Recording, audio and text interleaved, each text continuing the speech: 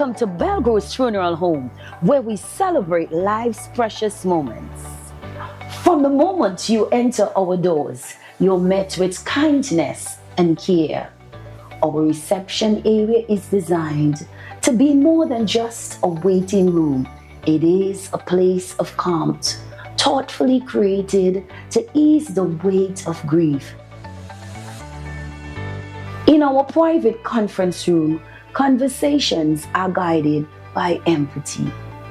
Here, our client experience coordinators sit beside you, not just across the table to help plan a service that truly reflects your loved one's story. Whether it's a traditional farewell or a personalized celebration of life, we take time to understand your wishes and offer thoughtful guidance.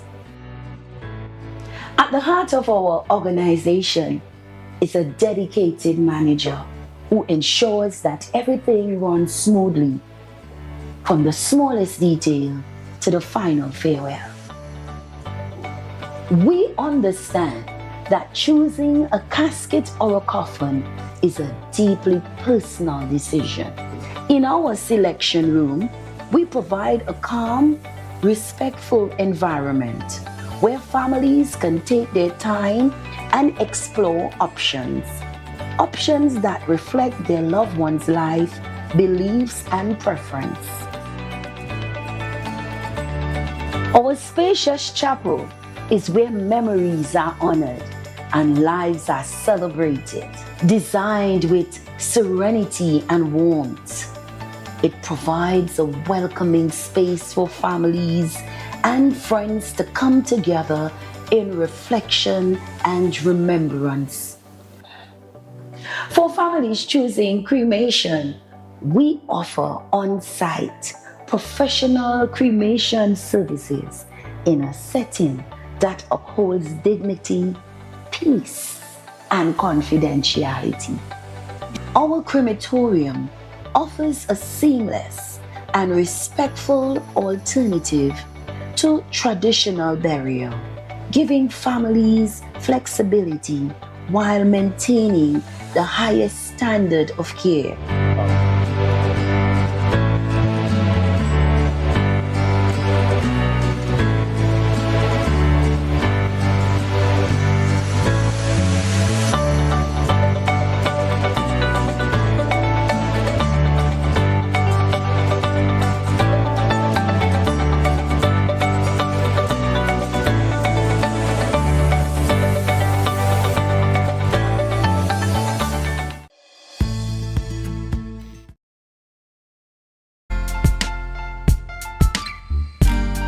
Put a smile on your face when you're moving from place to place. Good morning, good morning, morning, good morning, morning.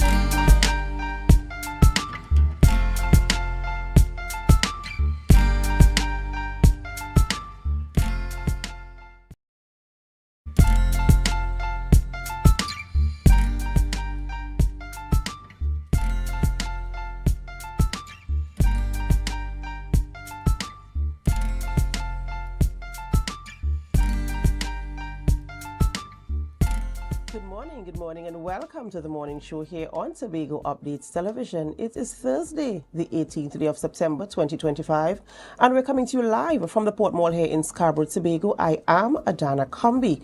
This is the day that the Lord has made, and we will rejoice and be glad in it. Good morning, and my name is Akinlabi Holder, and it's good to be here. Yes, once again, we have a good show, a very exciting show for you all this morning. It's a very interesting conversation coming up. Adana, are you ready for today? I was born ready, Akinlabi, and I do hope that our viewers are ready this morning also to go through the conversations with us. Of course, as usual, you can leave your comments on our Facebook and YouTube live streams because, of course, we want to hear from you. We want you to be a part of the conversation. We want to hear your opinions. We want to know what you think about the things we are discussing. In fact, you might have a conversation you want to have. You can also leave those on our live streams. As Akinlabi said, we do have a wonderful show lined up for you this morning, and we do hope that you could stay with us throughout the entire programming. But before we get into those conversations, we head on over to the news in 90 seconds.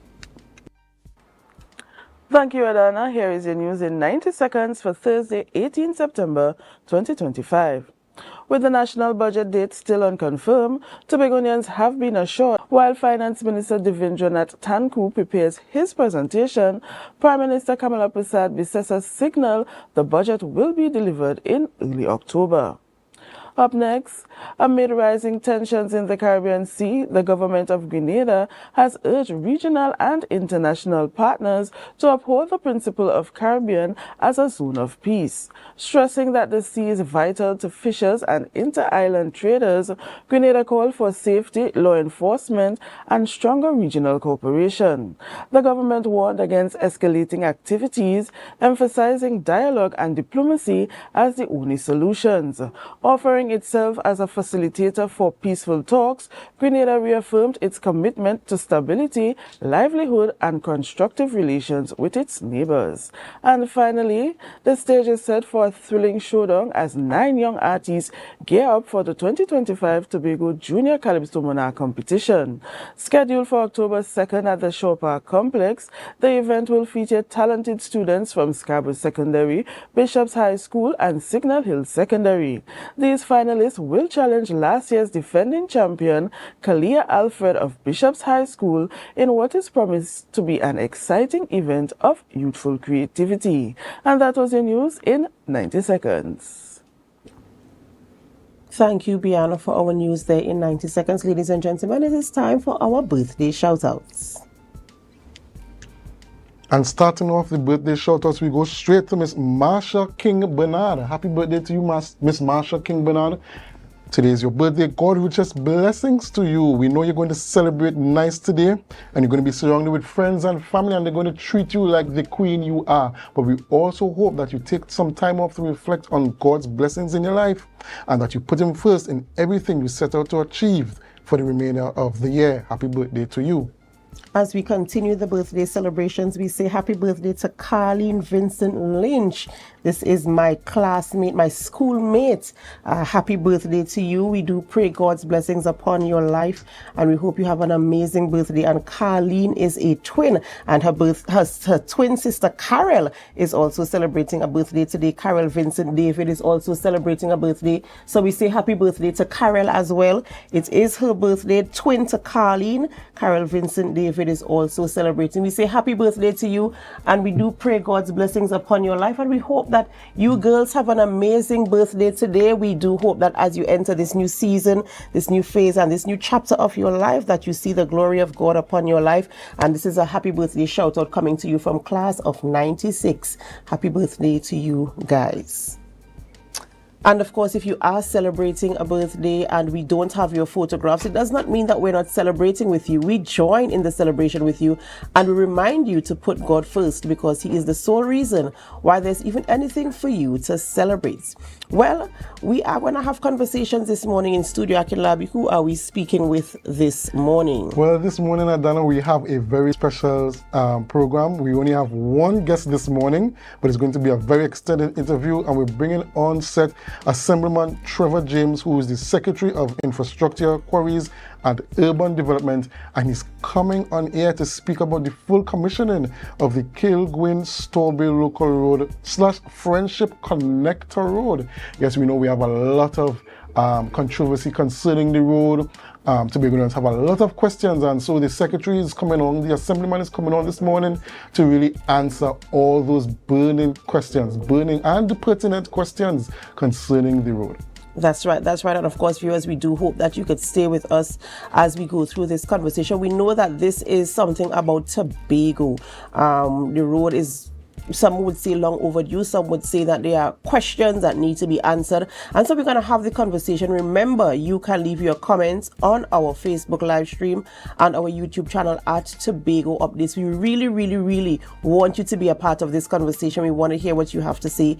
We want your input in this very, very important topic as it relates to things happening here on the island of Tobago. But before we get into all of those conversations, we have to go for a short break. So for all our viewers who are viewing far, near, wide, deep, wherever you are this morning, we are asking you to help us. Share the live, share the live, share the live. We'll be right back.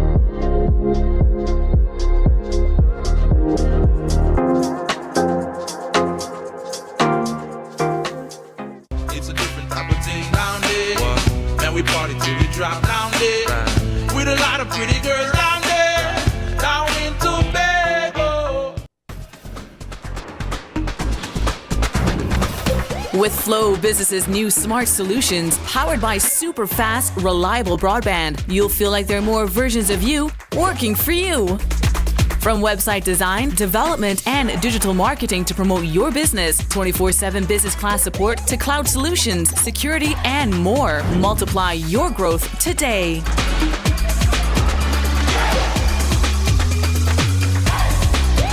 Coconut's Cafe, the buffet restaurant that specializes in all your tasty local dishes. For breakfast and for lunch. Breakfast includes coconut bake and sada roti, served with chokers, bull joil, and sausages in tomato sauce. Not forgetting beef and cheese pies, shepherd's pie, macaroni pie, and rice in various styles. Meat served in a variety of flavors, garden salads, and pasta salads. All this accompanied by fruit juices, coconut water, your choice of a great combination to appease your taste buds. So call us today to order, as we are here to accommodate your busy schedules or if you are having a cooking day off.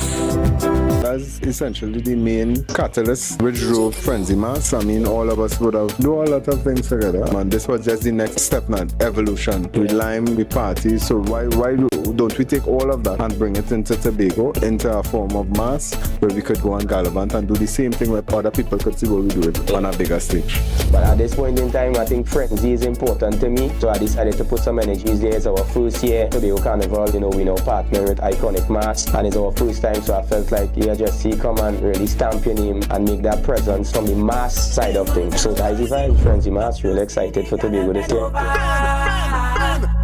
Love to see the girl bend over. Arch your back, arch your back. Start to arch it. Slap me, girl. Arch your back, arch your back.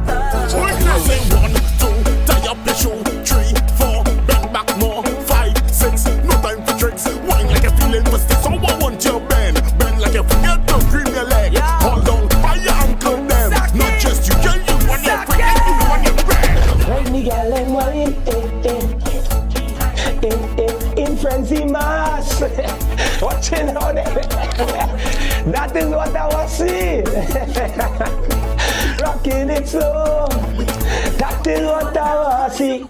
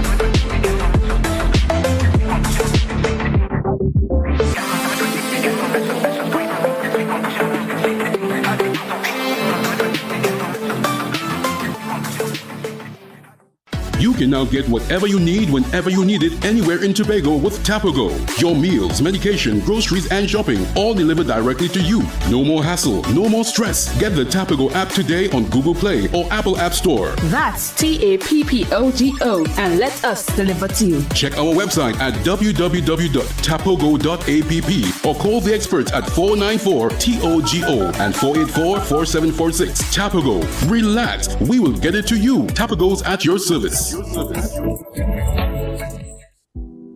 Hair goals, we've got them. At S&R Hair Fantasy, we provide a wide variety of quality hair, the latest hair accessories, adult toys, skin lightening products, female underwear, and much more under one roof. Check us out on Shelbourne Street in Plymouth or call us at 317-0808. We're open Monday through Saturday, 10 a.m. to 6 p.m. S&R Hair Fantasy for queens who know exactly what they want. Are you in a dispute with a registered investment service provider of the TTSEC? Or maybe you're the victim of an investment scam? You can lodge a complaint or submit an anonymous tip to the Trinidad and Tobago Securities and Exchange Commission. Download our Investor Protection app or go to ttsec.org.tt to access our complaint form or submit an anonymous tip. Write a clear summary of your complaint. Submit copies of supporting documents along with the originals for verification. Provide a copy of the feedback received from the entity regarding your complaint. All investor complaints or scam reports submitted by the public are acknowledged and reviewed by the TTSEC. Investigations are pursued based on the outcome of the review. Trinidad and Tobago Securities and Exchange Commission, protecting the interests of investors and the public. You invest, we protect. Everyone benefits. Welcome to Tobago Glass Supplies Limited, where innovation meets excellence and the service reigns supreme. Our commitment is simple: to provide high-quality, innovative aluminum, vinyl, and glass solutions for both commercial and residential spaces. At TGSL, we don't just meet needs, we exceed expectations. Our range includes the finest aluminum cladding options, setting new standards in durability and style. Driven by our passion to elevate, we aim to be the leading supplier in the Caribbean market while retaining our identity as a family-owned business. Because at Tobago Glass Supplies Limited, it's not just about products. It's about relationships, it's about you. Innovation, quality, service. That's Tobago Glass Supplies Limited.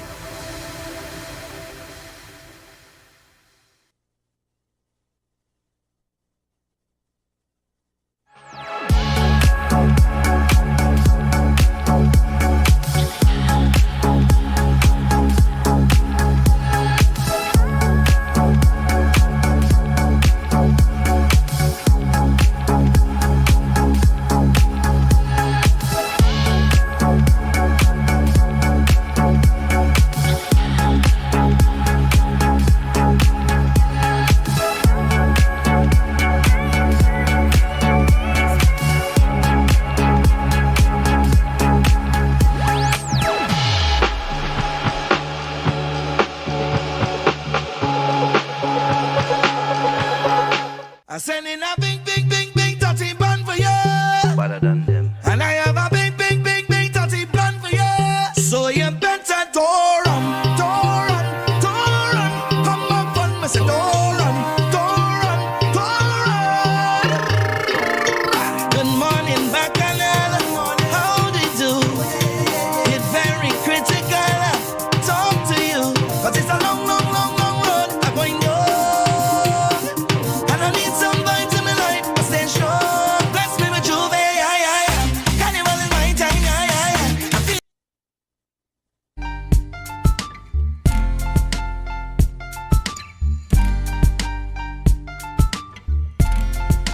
when you're moving from place to place. Good morning, good morning, morning, good morning, morning.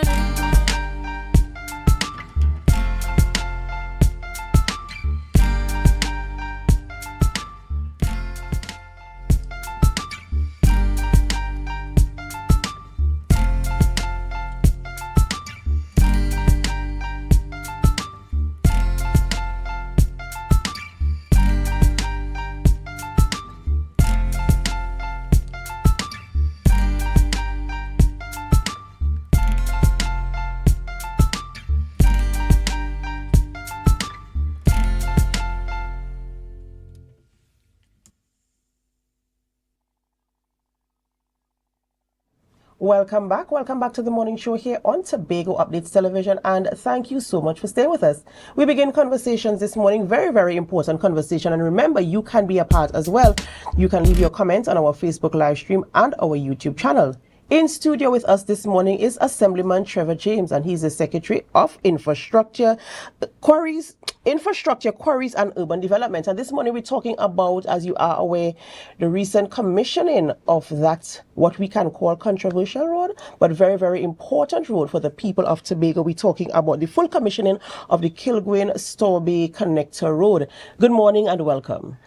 Good morning, Alana. Good morning, Tobago. Good morning, Trinidad. Good morning to those on the World Wide Web. It's an honor and a pleasure to be here. Of course, and also an honor and pleasure to have conversation with you this morning about this development. I mean, we welcome any type of development on the island of Tobago because we see it as, progress for the people of Tobago, where we can benefit from what is being, put out there for us to be a part of and for us to enjoy. So we welcome the progress. Right, and so we're talking about, I started off by saying it could be controversial because we know in the open space, especially with social media, people have a platform where they can air their views and their opinions on any topic rather. And so now we have this road long awaited, and we know that there's history where this road is concerned. We know that initially the road was to be constructed by central government, and now the THA has taken on the project, and we know that there are so many things that have been said about it. So I want you, Mr. James, as the secretary with responsibility and having all the intimate details, to give us an overview and a history of the genesis of the road, how the conversation started, where we are, and how the Tobago House of Assembly is now taking over the project and bringing it to completion. Well, there are a couple of things you said which I have to correct. The road was not to be built by the central government. That's a fallacy. The law of Trinidad and Tobago says that infrastructural works in Tobago are the full responsibility of the Tobago House of Assembly. And yes, we can collaborate. Yes, we can have MOUs with the central government, but the responsibility to build infrastructure in Tobago is the responsibility of the THA. Now, to go further with that, the central government under the last regime and for decades have promised Tobago many things and have not delivered. So making a promise to the people is not a plan. The plan comes when projects are tendered and executed and we can begin to work. In the case of the road, up to this point, the lands that were to be acquired for the building of the road at the back of the airport to tie into the Kilgwyn and Friendship estates have not been purchased by the central government. So from that perspective, there seemed to be no plan. Somebody sat in Port of Spain, of course, and did a design and said, oh yeah, we're going to give Tobago this. Just as they put up that sign by Rockleyville Junction many years ago and say, hey, we're going to build a road to Charlottesville. All those are just airy promises, politically motivated to fool the people of Tobago. The cabinet note that Office of the Prime Minister did on behalf of the THA also seems to detail that the road would have been built by the THA.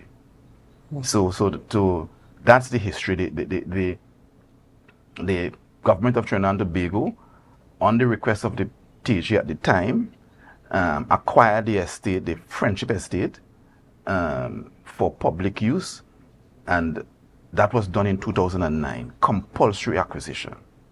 So between 2009 and by the time he went into office, if the road was going to be built from Port of Spain, then the road would have been built. So there was no plan to build the road. The note was written by the Office of the Prime Minister on behalf of the THA in 2009 says that they had a plan, or they acquired the estate with the intent of preserving wetlands, with the intent of increasing agriculture, intent of building 4,000 houses, with the intent of building a new fire station, with the intent of building 12-kilometer bypass road.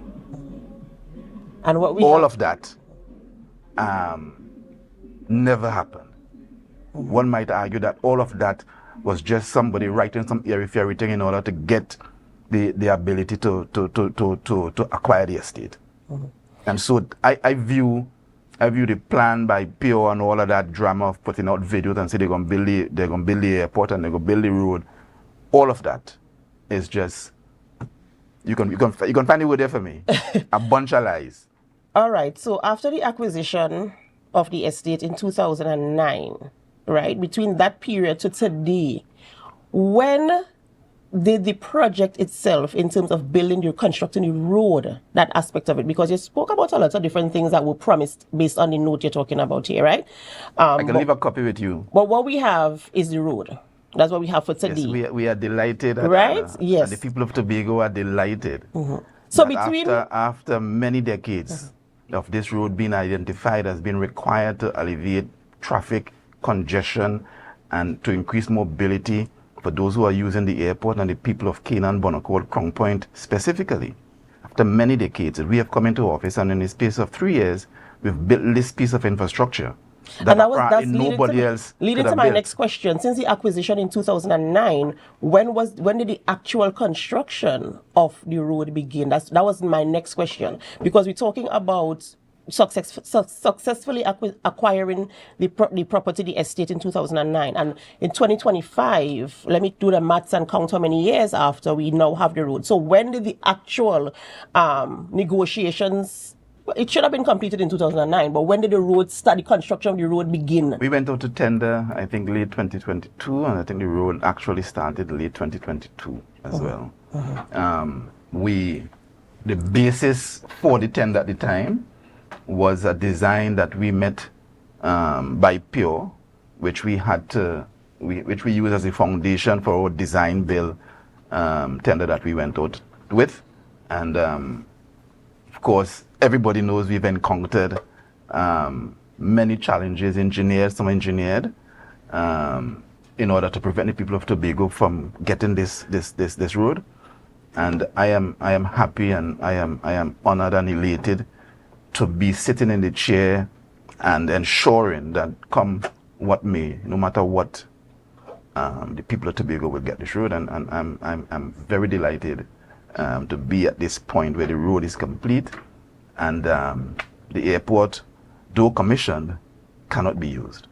Secretary James, so you stated that the lands were acquired in the wetlands behind to go back to the airports. No, they were not acquired. They were not acquired? Yes. Or it was proposed to be acquired, it was not acquired? Yes. Okay, so there's another point of contention concerning the specs or the specifications of the road, the build of the road, the design of the road.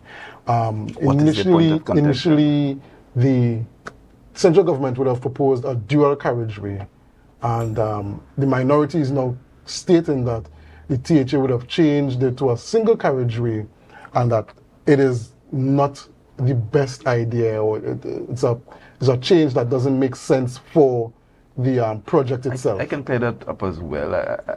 I started this interview by saying that promises from Port of Spain are simply that when it comes to Tobago, promises. The PNM has never done anything in Tobago to suggest that they will fulfill their promises. They've put up all kind of promises. We had a meeting earlier this year, maybe January or February, before the election, actually in March of this year, with the then Minister of Works and Transportation, Mr. Sinanan. And coming out of that meeting, we were told that the data collected by the Ministry of Works suggested that a single carriageway road ending at that point at what we formerly called Stumpy Bypass was sufficient to meet the demands of the projected growth in population and increase in arrivals up to 2040. That's what we were told. Mm-hmm. And they were coming to us to see whether there was a possibility of fixing Store-Bay Local Road, widening it, covering the drains to make it a little wider and so on, in order to make the thoroughfare a little easier to traverse. So which suggests that there was no intent to build any road behind, this is my question. Nothing by no wetlands or no This nothing. is my question now, because if the proposal or the promise, as you call it, stated a dual carriageway, and then you're saying the data collected and the conversation had was that a single carriageway can work. So then how was did sufficient? Where did that converse? How imagine we are in a Tobago, and someone is saying to us, this 2 miles, this 2 mile piece of road should be dual carriageway, the only dual carriageway in the entire space of Tobago. Not coming into Scarborough, where we traffic going to build up in the next few years, not going to the east, nowhere else, but just this dual carriageway to connect Shervan and Cove to the airport. Mm-hmm. Should be dual carriageway.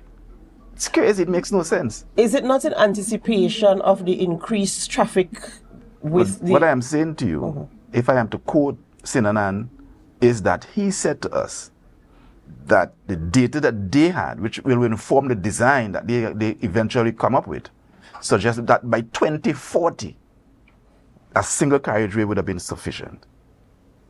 And that is based on data which they are suggesting that the airport can take 3 million visitors per year. Mm-hmm. So we have to be able to analyze what is being said to us in Tobago to understand where we are. That road as designed and conceptualized on Port of Spain would have never been built, and therefore we decided, listen, this is our responsibility. This is what we must do. So 2040 is, by my calculations, I'm not a mathematician, 2040 is in 15 years. Mm-hmm. So we're talking about, when we get to 2040, what we're going to do? If it will suffice up to 2040, then what is the plan there? 15 years after, do we expand the road? Do we widen it? We have the challenge in Tobago, and maybe in Trinidad and Tobago, of planning in 5-year cycles, and that's one of the problems we have. We've the PNM before us came up with CDP 1 and 2, and nothing was done from those plans. So we have this challenge where we are not planning 50 years ahead, and which is, in terms of Tobago, moving from where we are to where we want to go. No doubt we must begin to plan for a longer term, and I believe that the plans we've put in place, understanding the growth that might take place in that area, is sufficient. We have decided that we will build we eventually have 3 roads if we were successful with the other contract. We would have 3 roads heading from Shervan into Crown Point. Mm. So we'd have one that we've now completed going into Store-Bay Local Road, and one on the other side going into Pigeon Point, taking up the traffic from Mount Pleasant Development, taking up traffic from Milford Court, in case there was trauma on the Milford Road. And so we felt that with these 3 roads coming together would have been sufficient to move people. We have essentially one large piece of land remaining down there for housing development, which is Lato Estate. And we felt the road that we intended to build on that side would have catered for the increased traffic for a development that might come in that area. The developments that the state now has, the state now has in Shervan, of course, will be taken up heading east. And if they're going west, the new road coming across Shervan at the roundabout there would have catered for that increased traffic coming from Blackrock, from Plymouth, and coming across heading straight down to the airport. Mr. James, another issue that was raised was the issue of cost overruns. Mm-hmm. The minority leader would have alleged that the project was initially meant to cost somewhere around 60, 65 million, somewhere around there. Yes. And now the cost overruns are over 100. The eventual cost of the project surpassed $100 million. Could you just give us some insight into if there indeed were cost overruns, and what would have caused those cost overruns? Now, we don't have the final report from the PMO. We don't have the closeout report that would detail to us what all the costs, all the attendant costs on the project are. But what I can say is that we had changes of scope that led to change in cost. And I'll give you an example. The design from PIO, which we use as a basis for our tender, when we looked at it during construction, it had the road at different elevations going down the road. So we get to that area, we eventually built that bridge. That area would have been 2 or 3 meters below the rest of the road. And so, and we felt that, listen, we needed to raise that and make the road as one elevation as it were possible. When we got to the intersection, and I sent a design from PIO, I don't know if maybe we can put it up. When we got to the intersection at Apex as well, the road would have dipped down in that area as well, significantly. And we felt that we needed to raise that area and make sure that the flow would have been easier on the drive-in and all of that. And so, like any project, anybody who has built a house, built anything in their life, we know that things aren't, the design is the basis for the thing, but it's a dynamic thing, and you see things as things are being built. And so we had changes in scope that led to changes in cost and what people may call variation. We had challenges, of course, with the injunctions, which we can talk about, which also would have led to increase in costs. But the tallying of the final figures, the negotiation of variation costs and lay down costs and so on is not yet in, and we'll make that available at the public when that comes. And leading to my next question, how soon after the completion of a project are you expecting to have your final figures? Because, I mean, that's one of the burning questions that will come from any population. They would want to know, talking about accountability and transparency. How soon can we expect the complete report in terms of figures? I would say hopefully within a month or so. Closing out a big project is not an easy thing as people think. There are many legal issues, contractual issues to sort out, and clearly there's some negotiations to be had as well. And so I would expect in a month or month and a half, the team at the PMO would have presented to the administrator the full and final report on the project, and in that we will have the detailed cost. All right, ladies and gentlemen, we're speaking with Assemblyman Trevor James, and we're talking about the brand new road, commissioning of that road that took place on Tuesday right here on the island of Tobago. We have to go for a short break, but when we come back, we're going to introduce that topic that he just brought in, the injunction and other things as it relates to the connector road there in Kilgwyn-Store Bay local road. Do stay with us, and in the meantime, can you help us to share the live, share the live, share the live. We'll be right back.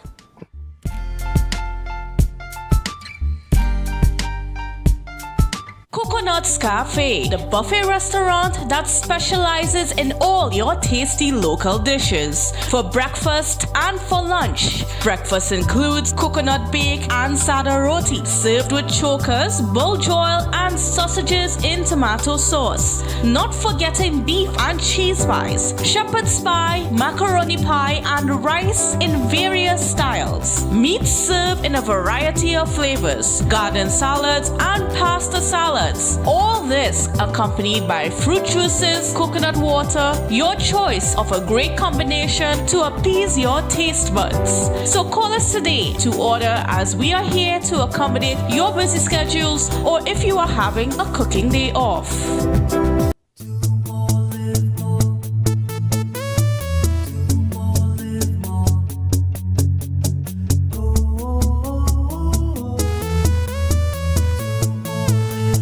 This is how it's gonna go.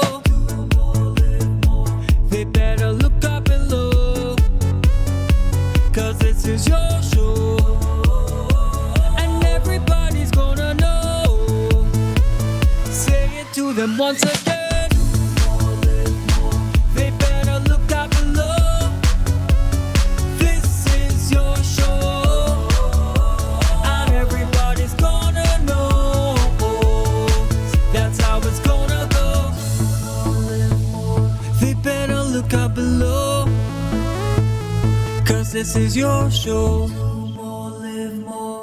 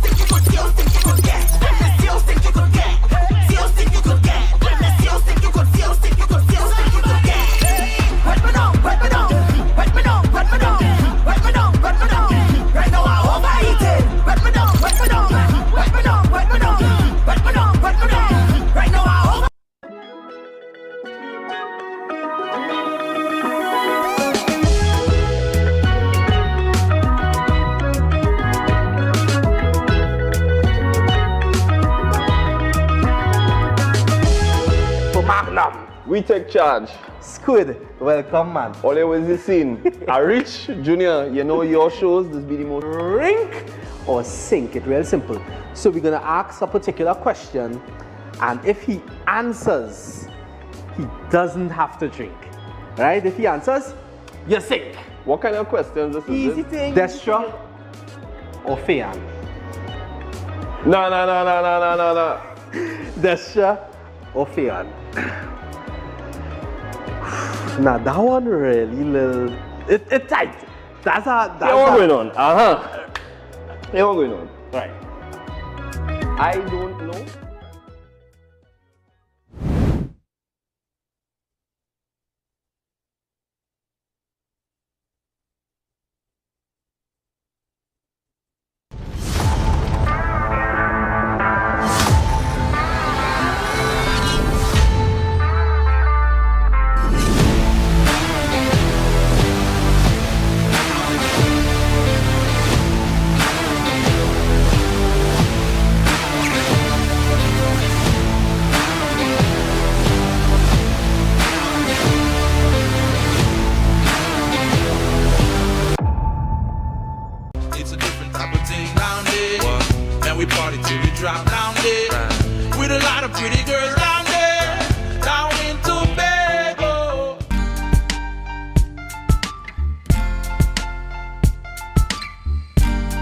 Put a smile on your face when you're moving from place to place. Good morning, good morning, morning, good morning, morning.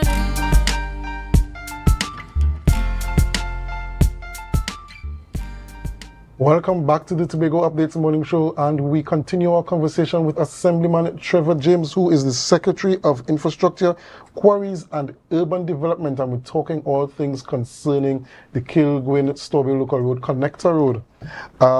So we want to have the conversation about the litigation that really stalled the project. What really happened in terms of that litigation? All right, so listen, I think we in Tobago, we do not analyze what information we have before us. The road was, the property was acquired compulsorily in 2009. The law, the acquisition law says, and I want to be able to read it. It says that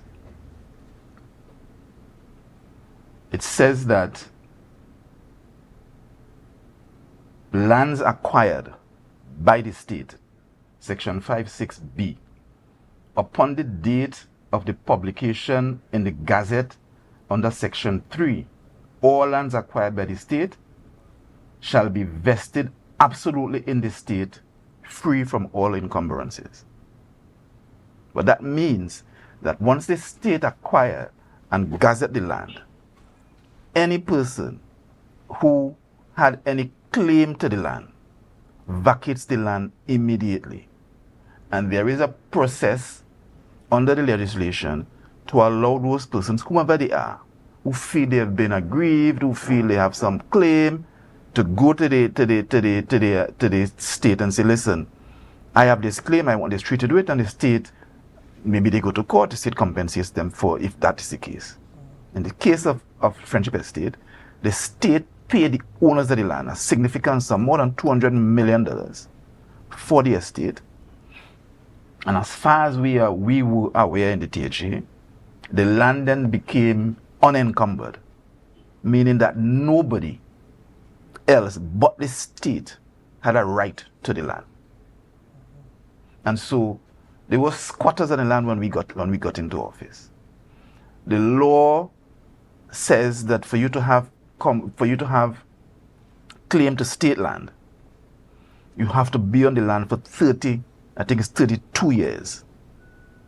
So we felt that any squatter on the land actually had no rights, and it was a lapse in authority, a lapse in judgment for the state before we came to office, and which the THA becomes part of the state, to have left those squatters on the land. And what we had, therefore, is what we found to be strange, therefore, is we had persons who support the other side siding with a squatter and to stall the project. We had persons in Tobago side, not even a Tobago squatter. We have Tobago squatters down there, you know. Not one Tobago squatter decided to stall the road because they know they were squatters. We have a Trinidad squatter deciding with the support of the PNM, maybe instigated by the PNM, to stall the road. And coming back now to see that we have litigation on the road and it could cost you money and the road price gone up. But all of that is engineered by the PNM because of their inaction to remove squatters. Even today, squatters who believe they still have a claim to the land. So what is it? It's crazy. It's like a man coming in your yard, going in a mango tree, shake down all the ripe mango and all the brown leaves and so on, and say, Adana, your yard dirty.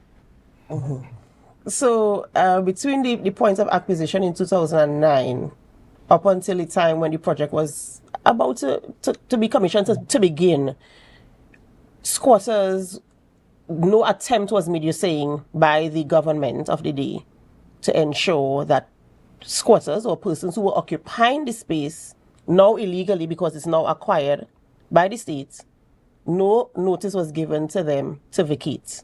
Is this what you're saying? I didn't say that. And he said notice was given. But was some clarification there? Because I mean, we have been told that notices were given to persons who were there to vacate. Did anybody contest that notices were given to them? Well, I don't know if they contested it. What I do know is that they were still there. Right. And so the enforcement of the notice, if the notice in fact was given, it was not enforced. And so that deals with the Hearn injunction.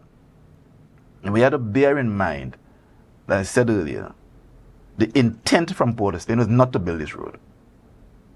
All the evidence, the note, the actions for 2009 to 2021, 11 or 12 years, all of that action suggests to me that there was no intent to build this road. And so anybody could have been on the estate and supported by the same PNM to derail the construction process. And we come to the EMA. Let me ask a question, Mr. James. So the person, as you mentioned, who was contesting and opposing, where is that squatter for today? Well, we've built the road, they're still there. We have a court matter that we are attending to. Right. And so that matter is before the court, and I'm sure the court will resolve it, and the process as laid out in the legislation will eventually come into play. Leading to my next question, because we're talking about the cost. We introduced the conversation about the cost of the land. And knowing that this, of course, has increased the cost to some degree, are you able to say at this point in time what kind of figures we're looking at this? Like I say, I'm guided by the technocrats in the division, and I prefer to wait to see the cost, see what negotiations have taken place and what claims have been made, and how we've negotiated them up, down, or across. Because I don't want to present incorrect information to the public, and next thing somebody go and say, last week James they say it's 2 million, and this week it is 1 million.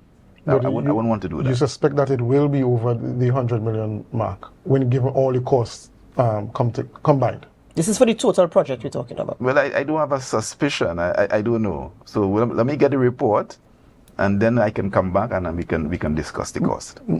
Secretary James, you said something very interesting. You said that the squatter is still there. Yes. If the squatter is still there, I'm trying to figure out exactly how did that lead to the impeding or the delaying of the building of the road in the first place. Because if the squatter is still there and you were still able to build and complete the road, what was the injunction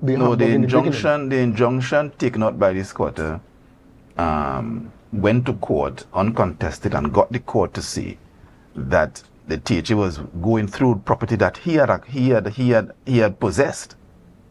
And so the court said, listen, let us resolve this thing before you can go forward.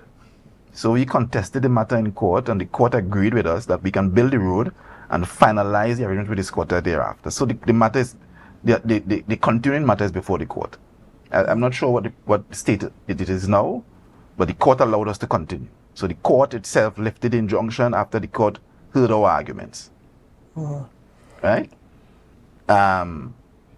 We come to the second matter of the EMA in terms of injunctions. We have in Tobago, and this is why I keep saying that we are not serious people in Tobago, and we have not been serious people in Tobago. The THA is a state, is an arm of the state.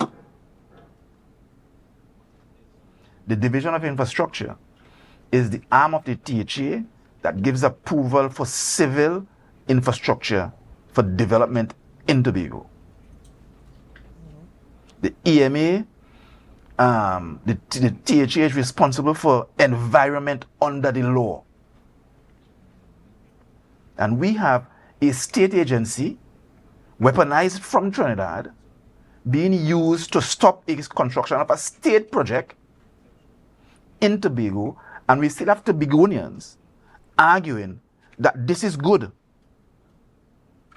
The same state agency that has a history for decades in Tobago of sitting down with the Division of Infrastructure and saying, let's work together to submit the documentation so we can go forward and so on. Refusing to do that with us. Choosing instead to go to court under instructions from PNM in Trinidad to stop the road in Tobago, and we have Tobagonians arguing, hey, that's a good thing. And coming back, as I say, and to say to you, Adana, your yard dirty. So, and you shouldn't pay the cleaner to come and clean it up. So to be clear, because this is the it's not even hypocrisy, I can't find a word for it. This is the place that we are in Tobago. We have born and bred Tobagonians taking action to prevent development in Tobago. When they sat for years doing nothing to prevent the development.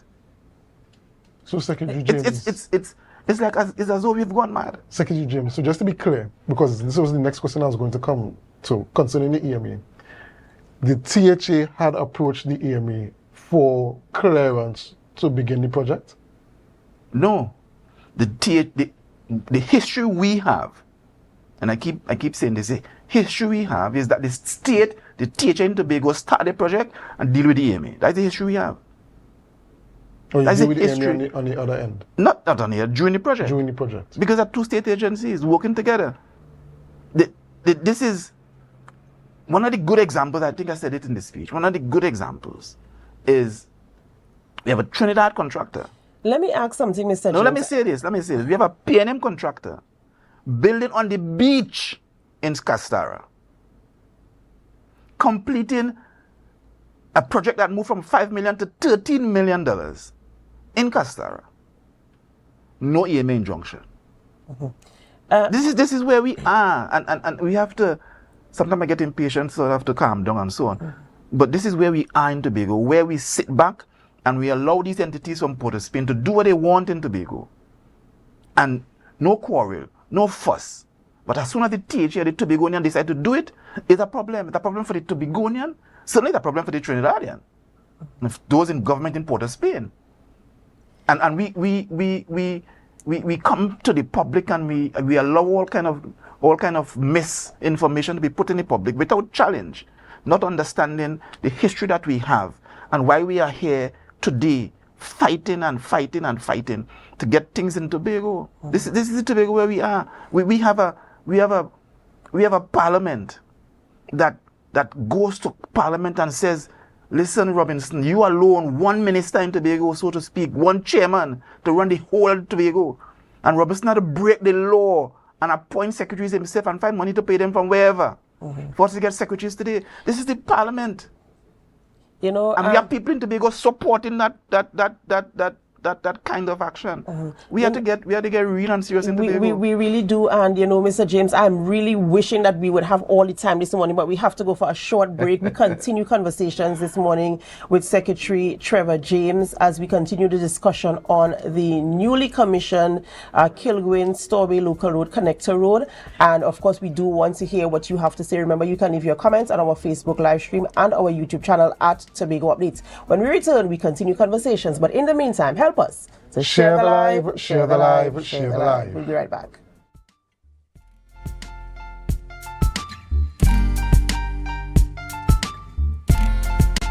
Coconut's Cafe, the buffet restaurant that specializes in all your tasty local dishes. For breakfast and for lunch. Breakfast includes coconut bake and sada roti, served with chokers, bull joil, and sausages in tomato sauce. Not forgetting beef and cheese pies, shepherd's pie, macaroni pie, and rice in various styles. Meat served in a variety of flavors, garden salads, and pasta salads.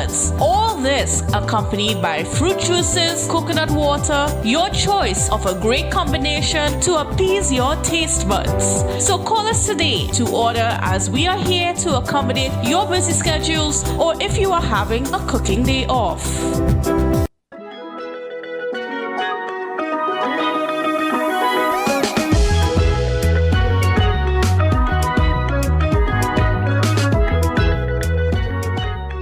Take your shot with Junior K. Always with the introductions, as you see. And of course, we're on television. Big up to my boy Saki. We just complete. I saw that. So we didn't have a choice. We had to call it. Good. So, Carnival. I say warn them. Hey, I get to know. Baba boy Doran. Me God, we are the last man. Alright, you got a drink, bro? Drinking liars. Enjoy Take Your Shot on YouTube. Like, subscribe, and share.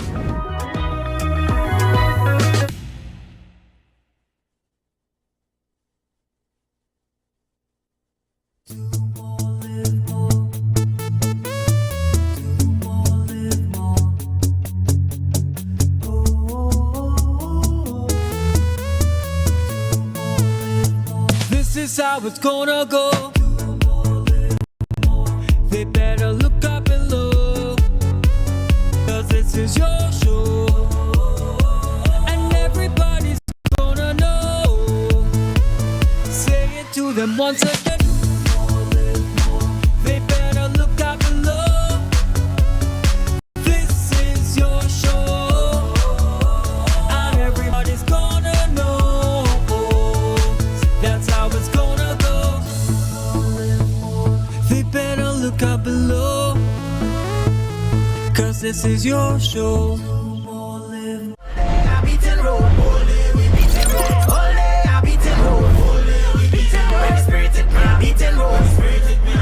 When the spirit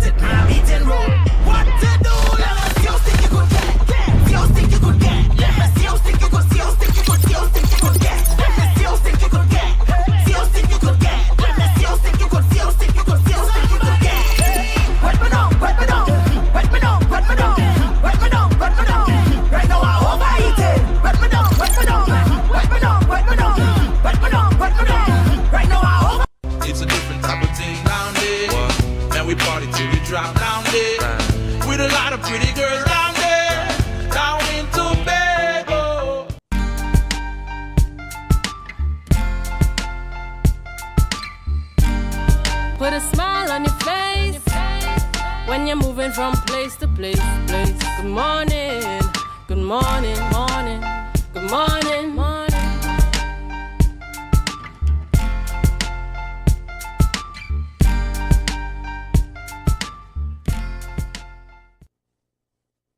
Welcome back to the morning show here on Tobago Updates Television, and thank you so much for staying with us. Well, we continue conversations this morning, just in case you're wondering who we are speaking with. We are speaking with Assemblyman Trevor James, and we continue conversations with the Kilgwyn-Store Bay local road connector road there between what we call the place? Why is it escaping my mind this morning? So it's Kilgwyn-Store Bay Local Road and Friendship Connector Road. Right, yes. That's what we're talking about this morning. So thank you for being a part of the conversation. We want to talk now about the actual functionality of the road, right? Because we're hearing, again, we go back to social media, social spaces where people have the opportunity to air their opinions freely. And we want to talk about some objections, or rather some areas where people disagree with the construction of the road, specifically speaking on when you enter from the Stumpy, what we call the Stumpy bypass. Usually you could have made a right turn right by the corner of Apex there to head into Crown Point. Now that is no longer allowed. So let's talk about the functionality and the reasons for the decisions made in that area. Social media allows everyone, trained or untrained, to give their opinions, and as politicians we look at these opinions and we filter them and we take what we can, what we think is good, and we implement them. We have to get to the place in Tobago where we are designing infrastructure not for today but for the next 50 years, and we have to get to the place where we mitigate possible risk, possible accidents taking place on the road. And we see that. So you would have seen, for example, we've done coming out from Hawkinsville and Lambeau, we've made a no right turn there as well, because we remember that accident that took place there where that lady got killed, right? We are planning for the future. We expect a significantly reduced traffic coming across what we call Stumpy bypass. And so putting a right turn there, given what we felt would have been much increased traffic and probably not much faster speeds, putting a right turn there would have been a potentially dangerous, risky thing. One of our investigative alternatives was to put a roundabout there. We just didn't have the space to do the roundabout. The way the road was going to be aligned, and I wish Mr. Woods can put up that picture that I gave him about the design. There was just not enough space for a roundabout. So we have three alternatives. Building a roundabout, of course, that would have been a variation and an increase in cost. Whether we make it into a T-junction where you could turn left or right, or we go up to the roundabout and come back if we want to go down to the beach. Right? Those are the options that we have, and we decided we were going to take the last option of people coming to that corner, given that we suspect that it will be a significantly reduced traffic because everybody coming from the east would turn at the Shervan roundabout. Do you understand what I'm saying? Yeah. So we don't expect someone living between Stumpy bypass and Penny Savers, for example, to be going up to Stumpy bypass to turn right to go along the road to the airport. So the traffic coming across Stumpy's to get to the airport in order to turn right, for the most part, are people who are living east of Block 22. Right. And so we felt that between Block 22 and the roundabout at Shervan, significantly reduced traffic. People who are coming through Lato and Salmon Grove area, getting to the roundabout is much easier. So we felt that reduced traffic, the roundabout is nearby, that would be the best decision, and we took the best decision. Is it ideal? We think it is ideal, because we have to get to the place in Tobago where we understand that we can't drive up to Phillips and park up and buy something. We have to use the car park. We have to park up in town and walk. Every city you go to, we have to get to that place in Tobago where going around Shore Park is not too far to get to the gas station. We have to get that psyche being developed because we are planning for a safer commute on the roads. We don't want somebody child getting killed. And so the idea that the road disconnects is just crazy. If you could zoom in, Mr. Producer, right? This is the pure design, right? Store Bay local road that turns across Stumpy's, that's the yellow line. What we have done is built that same piece of road designed from Trinidad that connects Store Bay local road to the new piece of road without building that next piece that goes behind Apex and so on. That's what we did. How was that intended to cross? How was that crossing intended to be, even in this pure design? Obviously, you couldn't go straight across. That is it. That is the pure Trinidad design as well. So people criticize without information. People criticize without technical knowledge. And again, we hope that we're not as gullible as we were 20 years ago. That information is online. And so we have made, in our opinion, of the division, the opinion of the engineering team, the opinion of the project managers on the site, that this traffic arrangement is the best arrangement for now. We are looking at this.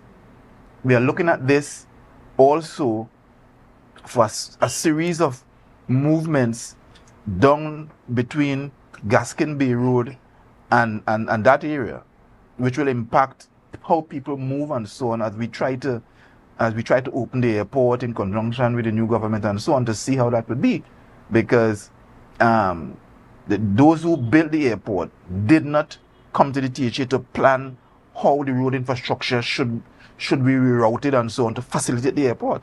And so we are left with that again, another project that the THA would have to do to sort out that whole area where they have put the roundabout inside the airport compound. Yeah. Because you know, and we know that just can't happen. A lot of persons, they always raise a question as to why the airport was built right on the Store Bay local Store Bay connector road, right on the road, and it gives us sort of an awkward traffic management in a kind of sense. I took a decision 3 years ago not to criticize the airport project. Now I want to hold to that, because the amount of information, the amount of foolishness they did on that project. You don't want to talk about overruns? Talk about that project. But I took a decision not to criticize it, because as much as Mr. Rowley wanted to put his name in something in Tobago, Tobago has been starved for development, and certainly a new airport will increase the possibility of more arrivals to Tobago, right? So I took a decision not to criticize, and I hold to that. But we cannot have a thoroughfare traffic roundabout in the airport compound for the public to use. And so we are in conversation with the new government to see how, we started this conversation with Mr. Sinanan and so on, to see how that roundabout can be placed in the apex of Gaskin Bay Road and Store Bay local road, because that is where it ought to be. There will be some acquisitions that have to take place there, but that is where it is. There it is. It's in the airport compound. Controlled by the airport. So imagine the airport is having a safety drill sometime. Traffic close. Yeah, this would be madness. Outrageous. And ask those who are talking and trying to do the politically, I suppose, best thing, criticizing a major delivery for the people, to say it wasn't good and it's expensive and so on. To somehow believe that we can't campaign on that in the future. We don't have to. We build many things. Talking about we build many things. You know, I want to move on to other development projects, say for the island of Tobago. We need more roads. Yes, more roads need to be developed. Let's look at the Scarborough area, for instance. Scarborough is, some people term it an ISO, right? What we're doing about Scarborough, we've had conversations. Where are we in terms of I mean, we want to brand Tobago the greatest little island on the planet, right? And some would say that you have made inroads, you've made strides to getting us there. But we still have a ways to go. In terms of beautifying Scarborough, developing Scarborough, making Scarborough more user-friendly, right? And pretty to look at. Why can't we make it pretty to look at the same time? What are the conversations now? And not just the conversations, where are we in terms of moving forward with some of the projects that we want to implement in the Scarborough area? Because if we call that our capital, I mean, it has to be one of the most attractive areas. Well, you know, Adana, we came into office on a Scarborough redevelopment plan. We have brought the project to where we can at this time. We are waiting on the Ministry of Finance to issue a sovereign guarantee, which is the request of the developer. We are in the unfortunate position in Tobago where we can't even issue a guarantee for a project in Tobago because we in Tobago are not the sovereign. And again, we have these pieces of legislation that are intended to stymie growth and development in Tobago. So we have to go again and ask kindly to the Prime Minister, to the Minister of Finance and so on, to please issue a sovereign guarantee. It costs them nothing. And we've asked the former Prime Minister, we asked the former Minister of Finance more than a year ago for this. If that was done, project would have started already. And when Tobagonians interrogate these things, this is what we must focus on. Why it is that even in our part of the state, we can't have the authority to develop our own space, and we must beg somebody in Trinidad who nobody in Tobago and vote for, who taking our oil and gas money from our waters and spend it in Trinidad year and decade after decade, and we have to still go and beg them for a sovereign guarantee. We in Tobago, I am saying we are suffering from some mental trauma that prevents us from saying we are men and women big enough to move this island for ourselves. So we are waiting on the sovereign guarantee. We've issued a letter, we've made a request. We're trying to schedule meetings and so on with the Ministry of Finance, and we hope that would come. In the meantime, the division has been mandated by the Chief Secretary to build out 2 or 3 projects in Scarborough, and we're hoping to have those done before December. One is a boardwalk that covers that dry river between KFC and FCB, from the bridge we call Cinema Bridge long time, all the way up to the Division of Finance. So we're going to cover that, beautify it, maybe put up some iconic monument of some kind there, trees, lights, benches, and so on. So that's one of the projects that we are hoping to pursue. We are going to, we've had discussions with the Ministry of Finance to take down to clean up that area where NIB used to be, and move the galvanizer away and help to beautify that area in time for Christmas. We have a design as part of the Scarborough Master Plan to build a road connecting Gardenside bypass, you call that? Yeah. Next to the car park there, and come straight over to Wilson Road. The road, the name has changed. I don't remember the name now. I think James Bigard Road, Boulevard. Yes. So we have that plan passing through where the gas station used to be. So we have some little acquisition discussions to take place to facilitate that, but that's on the cards. We've been mandated to try and finish that before December. We are still looking at how we have the design in place, how we can move the traffic from Dutch Fort straight over to Gardenside as well in Scarborough. I met with a group yesterday who are interested in doing a eatery of sorts down at opposite Coast Guard, and we're going to look at that. They're going to send a second letter to see how that might be feasible, so that along the strip you would have more places to hang out, more places to socialize, and so on. So in and around Scarborough, that's what we have planned and we're trying to execute until before Christmas. In addition to that, and critically also, a conversation that's been around for a number of years is, as you're talking about moving traffic from Dutch Fort to Garden Side, that road, Sangsters Hill, by Pentecostal Light and Life Day, there must be some type of access. Because we're seeing people dropping their children off there on one side of the road, they're having to cross over. It really is a big mess, right? If I could use that on television this morning. I'd sent a photo to the producer last time I was here. That's one of the projects we are trying to see whether we can do a design build finance for. Mm-hmm. The project will include upgrading Sangsters Hill, putting a roundabout at the top of the hill just before you get down to Light and Life, and a crossing over the Claude Noel into another roundabout and connections east and west on the Claude Noel, and connecting Sangsters Hill in the back in front of Light and Life back round to Smithfield.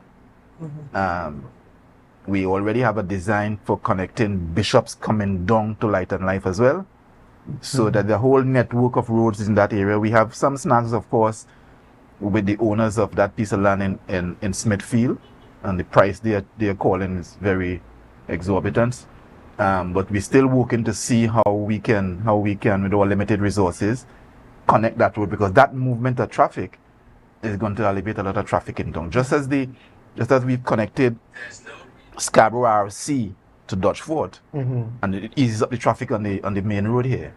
If we take that traffic straight over, it will allow us for less traffic on the Carrington Street, going down the road, which will make for easier flow in and around what we hope to be the city shortly.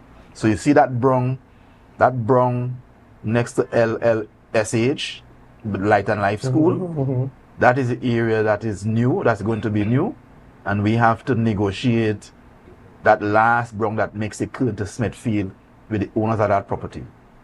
And we see the connector going back to Bishop's High School. We already have the connector to Bishop's, which we just need to complete it. We need to complete that, and if we can do all of that, I've been asked by the chief to see if that can be done, and we know the team at the division looking at that, trying to write the scope and put all the tender documents and so on. So that's the hope we have for the next 2-3 months, 4 or 5 months, and hopefully, as Pastor Baines would say, God will help us. Well, I really do hope so, because at the end of the day, Scarborough really supposed to be our city, and I'm telling you that congestion in the morning and the afternoon in that Sangsters Hill area, this and the safety issue as well with dropping the children off on the highway. I haven't seen much of the dropping off on the highway lately, but the congestion inside of Sangsters Hill, it really needs some attention. Maybe you could start a petition and get Pastor Prescott to reduce his price. All right, let's start a petition. Our viewers here on the morning show. Let's see if because it's something that is needed, and the conversation has been in this space for a number of years, and I think that has been the thing. Each time the conversation comes up, that has been the thing that has been kind of stopping that from happening. You see, what has happened, right? And similar happened at Kilgwyn as well. What has happened is that people have been burned by the state before us, and so now, they want to be paid for all them time they wasn't paid. That's part of the trouble that we face. Right? But I really hope that Tobagonians, eminent Tobagonians, see the value of making a contribution to the infrastructure development. And if it means giving up a piece of your property, then let's all be reasonable and have the island move forward. Because we've been in discussion with the owners of that property for 2 or 3 years. And we can't get forward. And I know previous administration also had conversations as well, and nobody could seem to penetrate that conversation in terms of moving forward. So I'm really hoping we have to go to compulsory acquisition as well. Let's put out the petition and see what will happen, because it would be a really good thing to see that happening there, because I'm telling you, it really is something that we really have to have a handle on in terms of. But the good thing in the division, the good thing though, is that at the division as well, we have seen those challenges, and we've come up with a solution to those things, and we have the design on books ready to go. And so people look at all the physical things that we have delivered. But behind the scenes, the planning team is there working, the engineers are working, the project managers are working. And we have almost shovel-ready projects in the pipeline ready to go. So there's a lot of work, a lot of background work that goes on behind the scene. And I just want to say kudos to the engineering and the project management team who have been working on these things in order to move the thing forward. Before we close, of course, we can't have you here and not talk about the fact that the budget is coming up soon. October, we don't have a date yet, but we know that the national budget should be read pretty soon. And we're talking about the development projects for Tobago. We also know that what we ask for, we don't always get 100%. I don't know if we get up to 50% of what we ask for. So in the instance of your division and the areas that you are responsible for development, that is a very, I think that's one of the biggest things for the island of Tobago. Have you identified your priority projects? I know you mentioned 3 projects for the Scarborough area that you want to complete in the next 3 before the end of the year. But have you identified priority projects that must take place regardless of the allocation to Tobago for the national budget? Are you suggesting that we take lime and make chocolate cake? I am asking for your priority projects because the reality is we have 2 years running. We have sent to Trinidad 5 or 6 projects written up in alignment with what they call the PSIP model, which is the first time in Tobago that the division or the THA has done that. We still can't get the financing for them. We don't get money from the development fund. We don't get money from the PSIP really. And we took a decision to get our internal staff to present the projects in the style of the PSIP to see whether that was the challenge that was being faced at the budget in Port of Spain. And we haven't got that. We've done that this year again. We've sent down this year again Bad Rock upgrade. We've sent down the licensing authority in Goldsboro. We've sent down this Scarborough road network. I think we've sent down Bonacord drainage. I don't remember, but we've sent on 4 or 5 of them. I don't know all of them off my head. And we are hopeful that this new Minister of Finance and this new government will give us what we requested. I think we have suffered for a long time because somebody believed that we must get 4.3%, 4.03%. So we have to view. And I want Tobagonians to understand, we have to view Tobago as being significantly behind the ideals of the anthem, of side by side. And there must be a financial budgetary mechanism to allow us to bridge that gap. And surely it is not 4.3 or some population percentage. We have to look at the Tobago that we want to build. And we have to find a way to get to a share of the so-called national revenue and to ensure that we are moving and we are creating opportunities for Tobagonians. So many of us have to move to Port of Spain, move to Trinidad and further afield to be able to make a living. And we have to envision a time when my children and your children can stay in Tobago and help build the island that our forefathers prepared for us.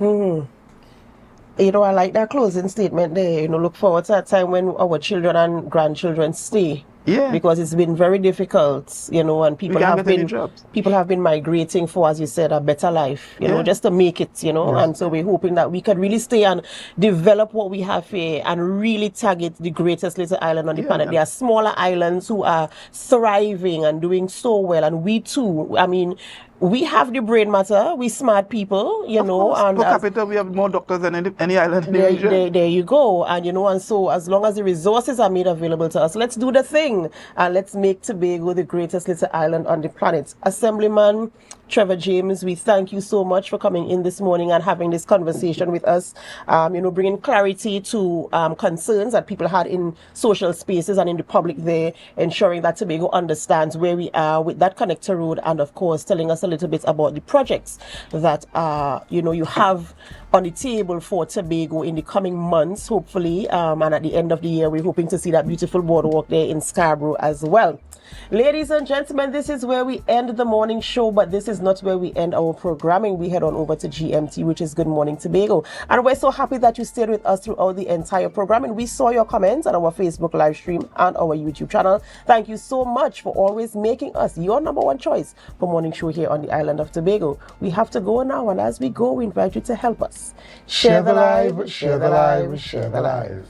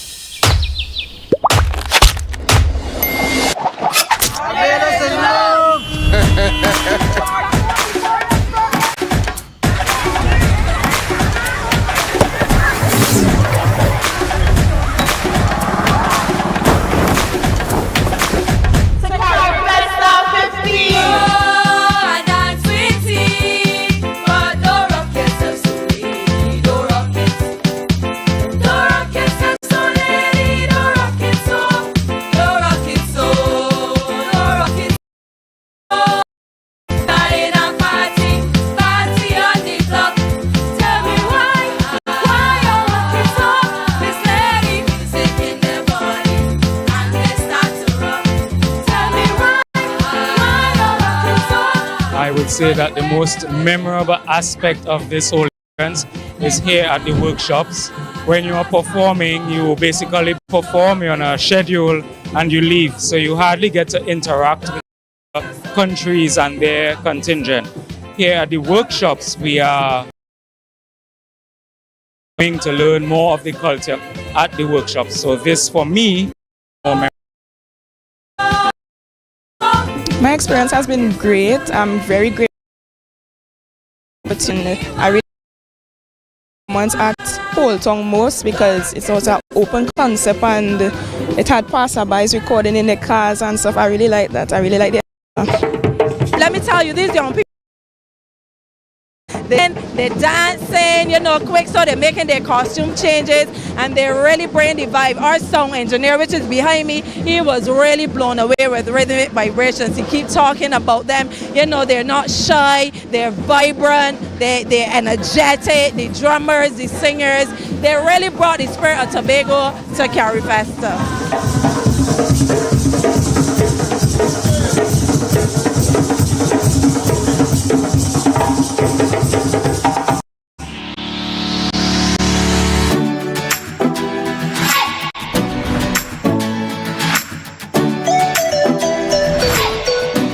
So today I launched the book The Tides Reclaim at Carry Festa 15 here at Barbados. I'm at Cape Hill UWI campus for part of the UWI Symposium where I did the book launch.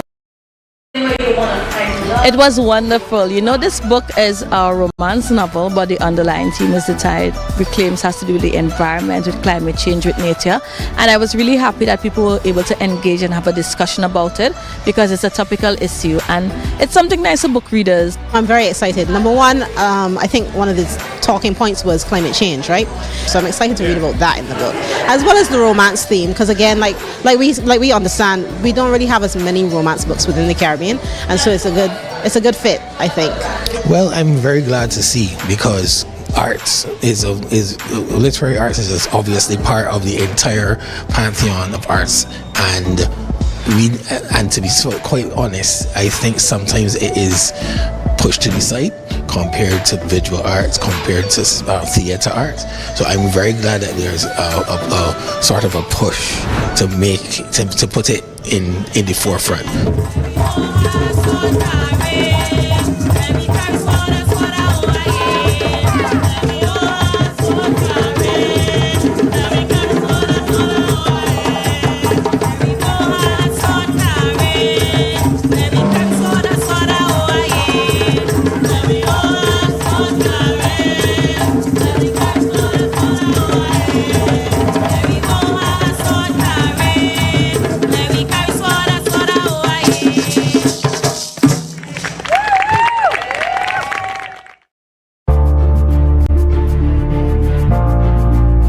viewing Tobago Updates Television, your exclusive gateway to Tobago, broadcasting the beauty of this island paradise to the world.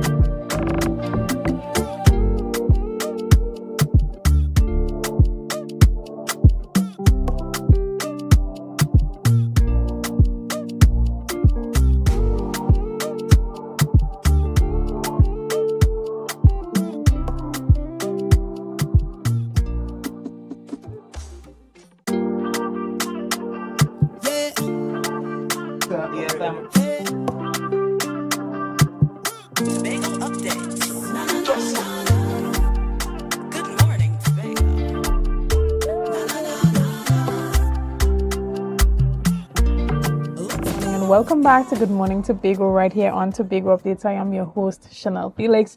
And guys, you know, whenever you see me sitting here, it's because we're about to have those conversations that you want to have while I ask those questions that you want asked.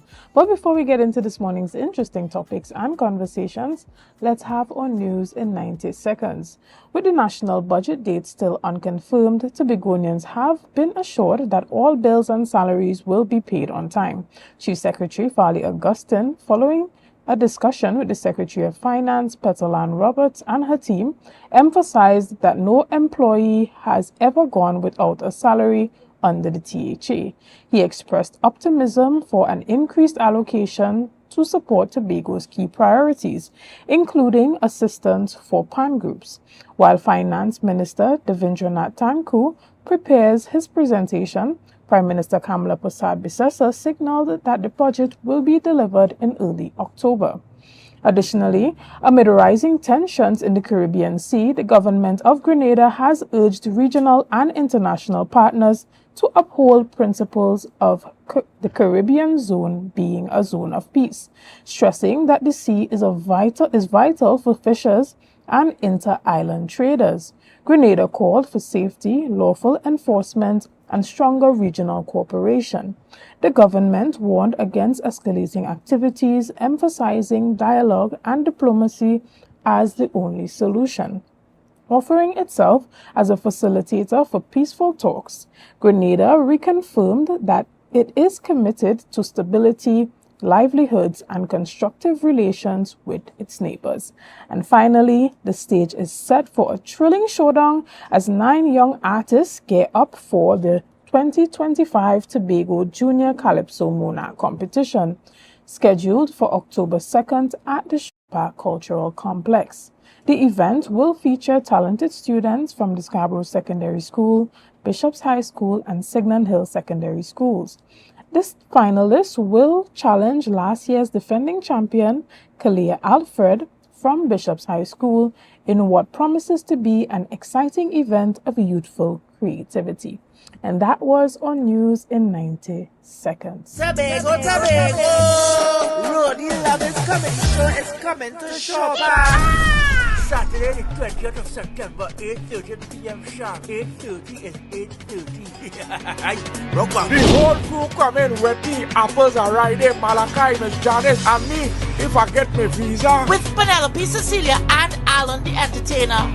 Tickets available at Barco, Johnny Q Superstore, Lowlands Mall, Tobago, Jade Monkey, Milton Road, Crown Point, Comfort Inn Suites, Penny Savers Pharmacy, Conby and Canaan. Shaw Park box office opens on the 17th of September, 12 noon to 6 p.m. and online at islandeticket.com. Tobago, roadie in your yard, we coming to love hard.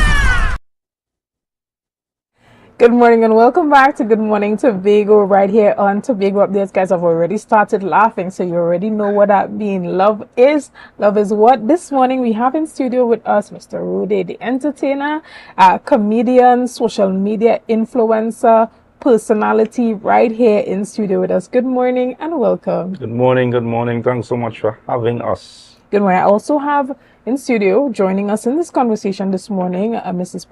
Penelope Spencer. Miss? Yeah. Let me not block your blessings this morning. This morning we have on studio as well Miss Penelope Spencer, who is a producer, director, what we saying, the chief cook and bottle washer, the one who does everything behind the scenes to make sure that the show is a success. I guess they're calling you the mommy of the team, right? Yes, well, one of them. The real mother, the two. Yes. All right. Yeah. But guys, this morning we are talking about your show in Tobago. Yeah. Let me first ask, is this your first official show here on the island of Tobago? This is actually the first official one-man show. So I've been to Tobago before and done shows, but this is the first one-man show that I'll be doing in Tobago. So yes. Excellent. And, you know, what has the response been like for you? Because I'm guessing every time you post that you're having a show, there's comments. When are you coming to Tobago? When are you coming to Tobago? Yeah. So you're finally here in Tobago, and we are expecting persons to come out and show that same level of enthusiasm and excitement and support for the show. Tell us about the reactions. Well, I mean, we came to Tobago early just so that we could hit the ground. So, you know, we had the radio ads or the social media. we've been doing stuff on the television as well. We do the blow horn. Yes. So we yes, covering yes. all the grounds. Yes. So we here on the ground now, and you know we actually go into different venues. So we was by Jade Monkey last night.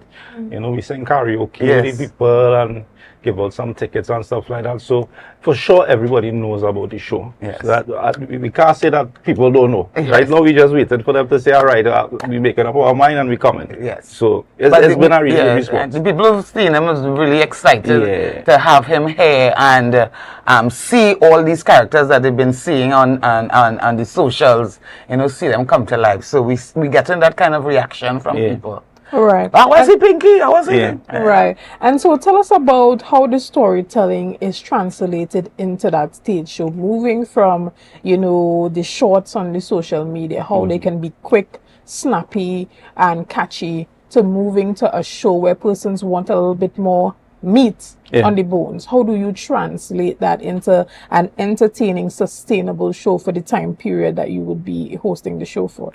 Yeah, well, I mean, I've been doing social media for the past 10 years, and I also was blessed to be doing theater for the past 10 years.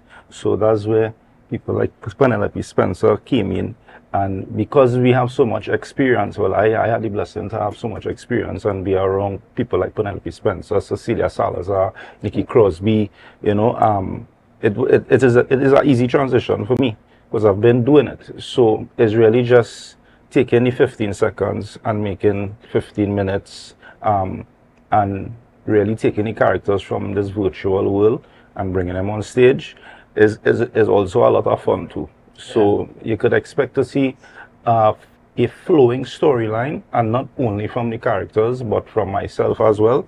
And we also have some screenplay. So the story is a nice flowing story because everybody gives their own little perspective on what they think love is. Right? So listen, you had a couple times. And I hope love is not getting pregnant right before Carnival. We saw that happening earlier this year. You know, that caused us. So that was a really entertaining little series that you had going there. And it's something that lasted in the minds of persons. So these are the type of stories that we could see translating into the stage. Definitely. How important is it for, you know, those young creatives to come out and be a part of it and see how, you know, the work can be translated from the social media to the reality and how they can truly benefit from combining both? You want to take this one? Yes. Penny? Well, what young people will see is structure, how this can be told to an audience. We have theater, we have film, we have stand-up, we have dance, we have everything in this.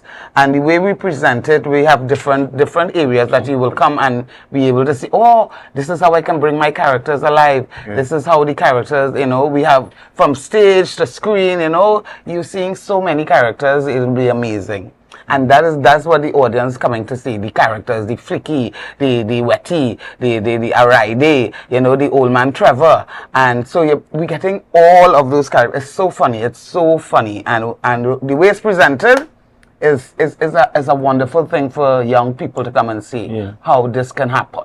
And majority of the times too, you see, especially with theater, you see more mature people coming out. I think it's definitely an opportunity for the young ones who in the theater sector and the entertainment sector to really come out and see how you could take your stuff off of social media and bring it to life. You know, I think I love challenging myself, so transitioning from social media to stage, it's not easy because it would have been easier if I transitioned from stage to social media. But it's a process to enjoy and just embrace the entire journey, and that is what the brand has done over the past couple of years. And I would really love if the youths could see the value in not only performing on stage but understanding that it adds more value to your brand if you're building a brand with longevity.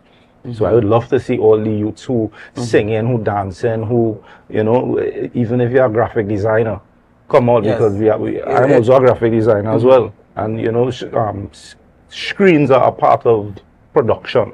This is a production. This is not just a theater laugh, a show. No, this is a production.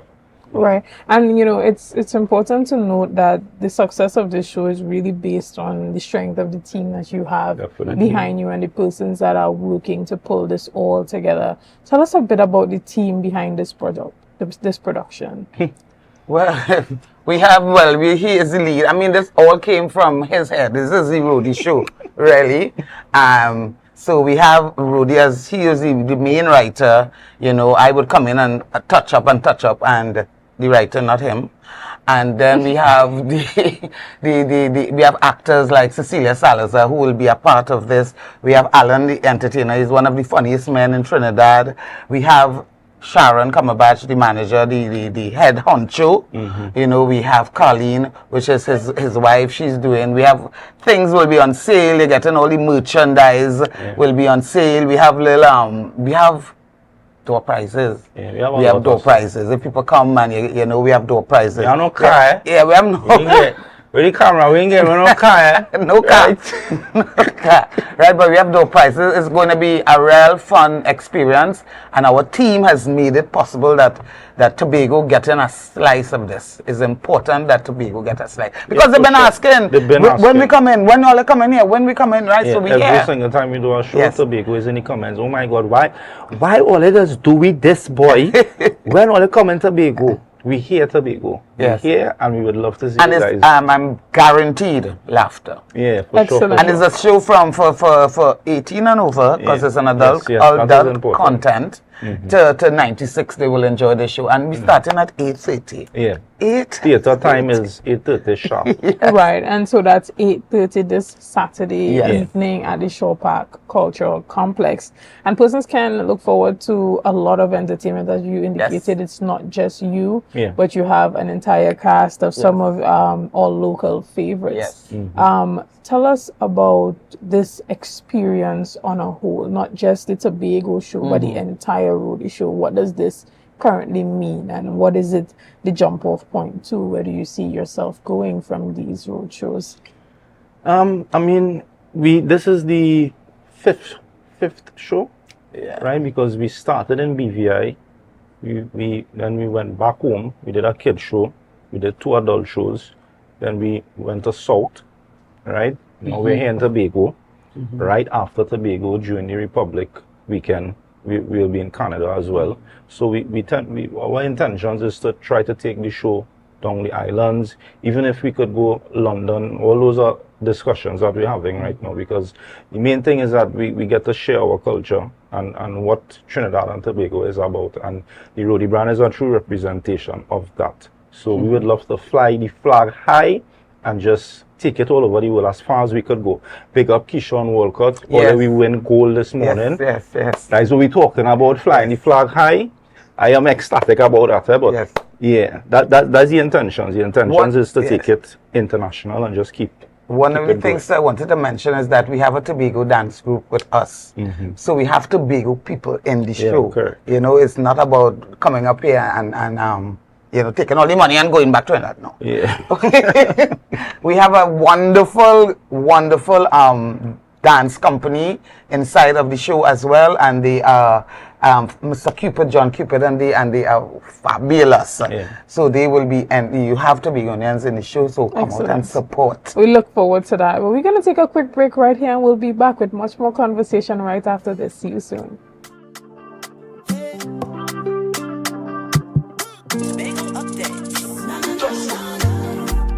Are you in a dispute with a registered investment service provider of the TTSEC?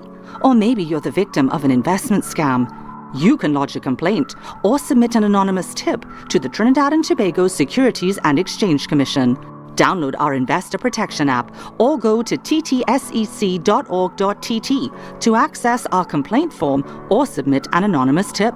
Write a clear summary of your complaint. Submit copies of supporting documents along with the originals for verification. Provide a copy of the feedback received from the entity regarding your complaint. All investor complaints or scam reports submitted by the public are acknowledged and reviewed by the TTSEC. Investigations are pursued based on the outcome of the review. Trinidad and Tobago Securities and Exchange Commission, protecting the interests of investors and the public. You invest, we protect. Everyone benefits.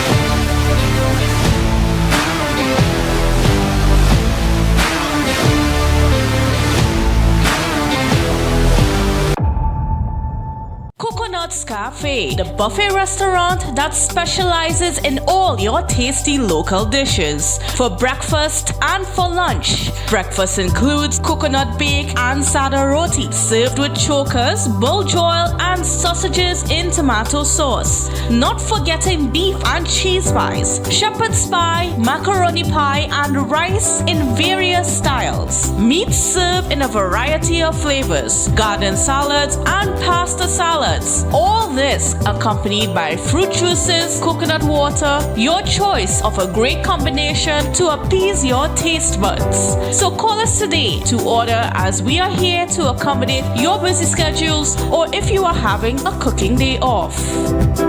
It's a different type of thing down there. Man, we party till we drop down there. With a lot of pretty girls down there. Down in Tobago. Yeah. Hey. Tobago updates. Good morning, Tobago.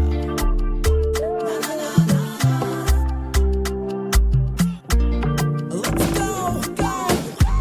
It's a brand new morning. Rise up to a brand new dawning. As the passion start to rise, the energy fill the skies. I say thanks for favor to wake up and hear my neighbor.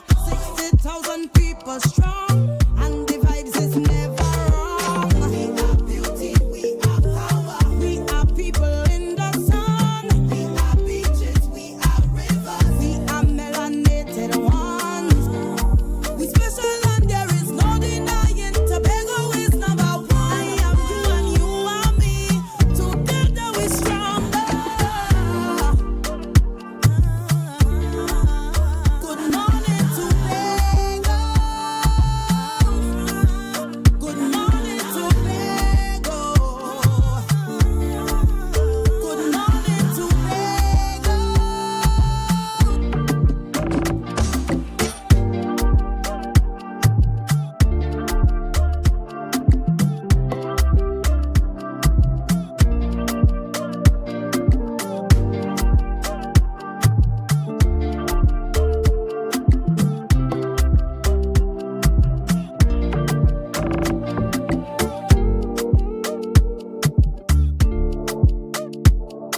And welcome back to Good Morning Tobago right here on Tobago Updates. Guys, we have been chatting about Love Is. That's the big comedy show that's happening this weekend, Saturday, the 20th of September, right at the Show Park Cultural Complex, starring none other than my guest in studio this morning, Mr. Rudy. We have him and his producer slash director slash Miss Everything in studio this morning. And we are talking all about the show. But in this segment, we're giving you the opportunity to be a part of this show on Saturday. So this is your opportunity to call in. Remember, our number is 284-6597. This is your opportunity to call us. And, you know, guys, this morning, what are we going to be asking them? For We them have some questions, but before we ask the question, I just wanted to shout out some of our tickets outlets. No problem. Also, the people that been there supporting us. Corelli Lyons is one of Catch she's the like, Wave. yes, Catch the Wave, and Tomac. Yes. Yes, she is one of our help. She's been a backbone for us up here as well. And we have people like Comfort Inn Suites. They have been accommodating us, and they're wonderful. We have Jade Monkey. We have Penny Savers Drugstore. They're selling tickets.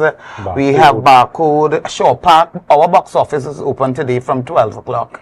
So if you want to go and purchase a ticket, go straight to the box office at Shore Park. And we have, we have who again? We have, Johnny Johnny Q. Johnny Q. They have tickets as well, so you can go. We are asking questions such as our first question for people. I find they should call first before we give. Oh, yes. Really? Yeah, just catch them off guard. Yes. You know? Surprise them. Guys, this is your opportunity to call in. So the number is on the screen. That is 284-6597. This is your opportunity to call in and win yourself some tickets. Now, you can either win these tickets for yourself, or if you know a friend that really enjoys Rode's content, then this might be the opportunity for you to win on your friend's behalf. So we're giving you the opportunity to call in. But while we wait on our callers to call in, tell us a bit about what persons can expect in the show. What are some of the little high points? What I want if you want to give us a little... Is what they don't... I want people to be timid. A lot of people come, God, I don't want to go there because they will attack me or they will, insult me. This show is about love. Yeah. Everybody in the audience will feel the love. So this is not about any negativity at all in this show. And we just want to thank Courts as well. I just had to mention them. They've been fabulous. But yes, go ahead. What they can expect? Plums? Listen, number one, I don't want to give it away because I like the element of surprise. Just to know the show is very different to what you're accustomed to. It is not, you're not just going to be sitting down and enjoying a stage show, right? If you want me to give a little more detail, characters are going to be in the crowd as well, right? We're going to do a lot of interactions with the audience. You're going to have a lot of sound effects and lights going out and real drama all there, right? Yes. I ain't saying nothing like it. Excellent. Yes. And you indicated that all of these characters that persons often see on your social media are going to be present and somehow intertwined into the storyline to ensure that you're truly able to demonstrate that Rode brand. Is there any type of interaction that persons can send you a message and reach out and say, well, hey, I want to see this person or that person as a part of the show, or they could rest assured that they will see all their favorites? All the characters are on the show, right? All the known characters. We have too much characters, but the main household characters. I went by Miss Sylvia when we have to go by Miss Sylvia when we reach. So when we went by Miss Sylvia, I wanted some of the fresh juice now. Daddy just make the fresh juice, so I went down in the back. And as I reached down in the back, I'm like, boy, hey, alright, boy, rock back, boy, rock back. I say, yeah. So that whole team, I know for sure they love a ride. Then I went somewhere else and be like, hey, Pinky, thing. So I know people have their own favorite characters, but the rest of the show, all the characters that the people know about, they're going to be on the show. Excellent. Give them a number they could call if they want to. Well, we will do that after, but currently we do have a caller that's on the line, and we'll allow you guys to ask the question and have a caller answer. Hello, morning. Hello? Hello, good morning, and welcome to Tobago Updates. Hello. Hi, morning. How are you? Good. Are you excited about this show?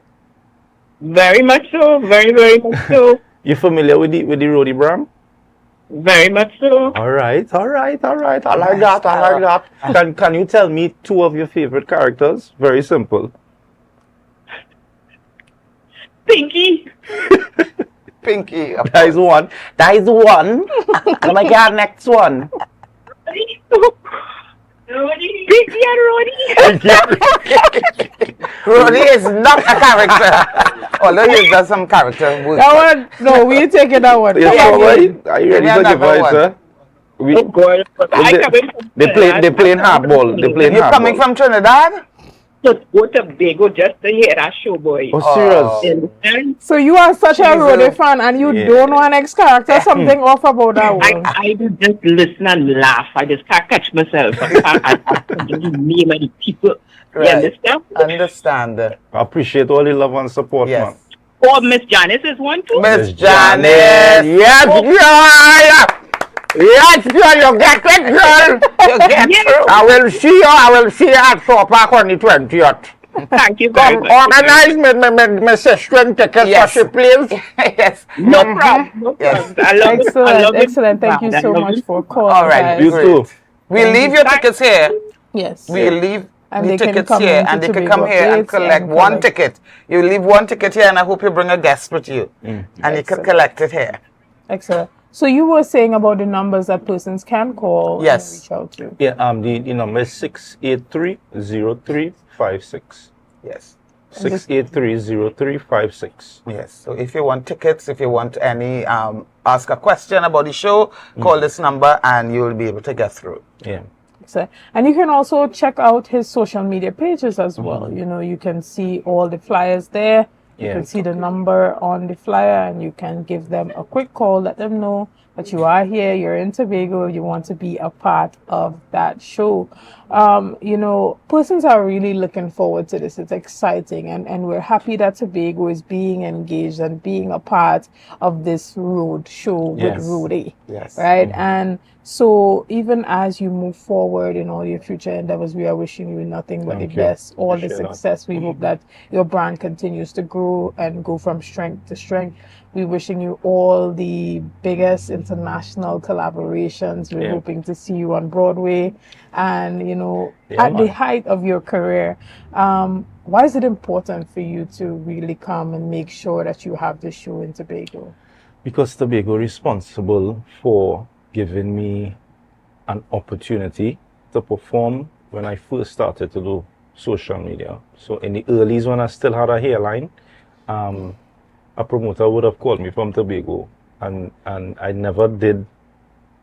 Well, I used to mic long time, so I used to move with a DJ and go around, but Tobago was one of the first people to call me and say, yo, Rudy, we want you to perform for us, and we want you to also bring a character as well. And that's when you feel like, bro, you want me to perform with a character? My characters don't even have outfits. So that's where the characters performing actually started to develop, is that first call that I got from Tobago. I never forget, it was in Right and Shades nightclub. A young lady actually showed me a picture from 10 years ago last night. And she said, we had to update our picture, boy. I say, yeah, Understood. and I'm only watching my hairline and saying, wow, where my hairline going, boy? Oh, well, we have another caller online who is interested in capturing one of these tickets for the Love Is show on Saturday at 8:30 p.m. Good morning and welcome to Good Morning Tobago right here on Tobago Updates. Good morning. Hi, good morning. How are you? I'm good, and you? I'm great. What's your name?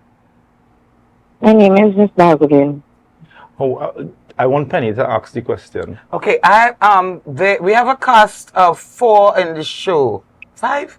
I want you to name one other person that's in the show that's acting, not Rudy or myself. Easy question. I can't remember the surname, but I know Alan or Alan. Yes. Alan the entertainer. Very good. Yeah, you win a ticket. That's it. You just won yourself a ticket. Right, thank you. Congratulations. Can't wait to see you on Saturday.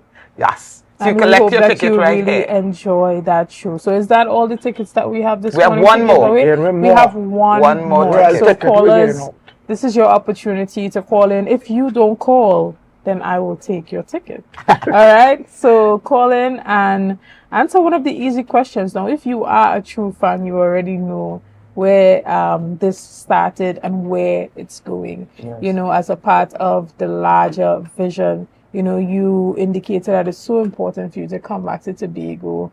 That gave you that push, that start, and acknowledge what you were carrying at that time. Sometimes even before you could truly acknowledge what you were carrying. And I want to give you this opportunity to kind of highlight some of the persons that were pivotal in your journey to moving from, you know, kick fun giggles and it just being a joke to seeing this and saying, hey, you know, this is a real thing. You know, you can truly monetize this. You know, you can build your career off of this. Because a lot of the times people think that because people are in such close proximity to you, they cannot acknowledge what you're doing or even appreciate what you are carrying. So tell us about some of the persons who played a critical role in you being where you are today. Well, I mean, after hats off to my mom, you know, my wife, Like they are like the foundation of what the brand represents and where it is today. So definitely mommy and wifey, I'll give them the props. I wish I could have buy big house for you, but don't worry, you know, it soon come. You're getting vibes cartel money soon, this one. Yeah, Nikki Crosby. Yes. Nikki Crosby is the person who would have introduced me to Penelope Spencer and Cecilia Salazar and just theatre on the whole. So because I got the opportunity to be on radio through Mr. Tony Chowling, I would have built a fabulous relationship with Nikki Crosby. So definitely Nikki Crosby as well, Penelope Spencer, Cecilia Salazar. Well, boy, there's a long list, you know. You know, a lot of serendipity happen along the way, but I know it's because I try to stay grounded, you know, humble, and always stay close to God in anything that I'm doing, just to make sure that I'm on the right path. You know, Corelli and the whole Catchy Wave team as well, they gave me the opportunity to go out to Atlanta and experience a different audience, and that was an experience by itself. Who else, boy? My grandmother, my family, you know, my children, my 2 daughters, they inspire me every day. You know, who else, boy? Close friends and family. I don't know, boy. This list kind of hard. I don't want to mention. Not mention people. Correct. That, you know, there's a lot of people along the way that assisted directly or indirectly. But we're here in Tobago, so I must thank the Tobagonians for believing in me from the jump. Yeah. You know, if it wasn't for Tobago, I don't think I would have even ventured into the space as fast as I did. You know, it probably might have happened probably 3-4 years down the road, because I wasn't thinking like that. I am into production, right? I love videography and photography, graphic design, and coming in front of the camera was a bold move. And it was something that God told me, you know, you are your own product. So you could operate the camera, you know about editing and using the softwares and whatever. Go in front of the camera and do something. So I must thank Tobago for believing in me from the jump. Excellent. And even as we wrap up the discussion this morning, we have one more caller on the line. You came in clutch, you know, because I was just about to walk away with this final ticket, right? Good morning and welcome to Good Morning Tobago. Hello, morning. Hello, good morning. Hello. Are you? She hung the phone. You just gave me your ticket. Yes. Person hung up. We still give you the opportunity to call back. And finally, Miss Spence, is there anything that you want to say before we I just want to thank members of TPAC for helping us with our backstage.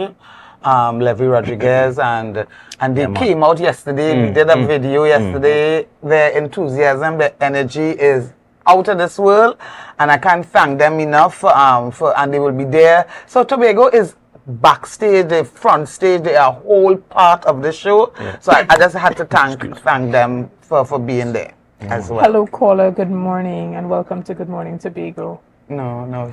Well, our caller left us. But guys, we want to thank you so much for being a part of this morning's discussions. Thank you for your likes, your shares, and your comments, and all that you have been doing and continue to do to make Tobago Updates the #1 broadcaster here on the island of Tobago. Again, I am Chanel Felix, and have a great day.